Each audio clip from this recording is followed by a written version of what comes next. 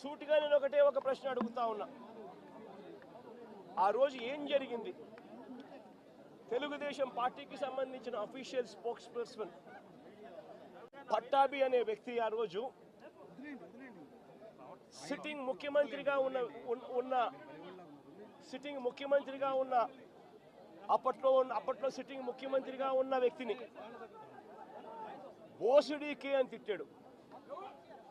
బోసుడీకే అంటే ఏమిటో తెలుసా? తెలుగుదేశం పార్టీ కార్యాలయంలో తెలుగుదేశం పార్టీ అధికార ప్రతినిధి ముఖ్యమంత్రిని ఆ రోజు అన్న మాట లంజా కొడక అని.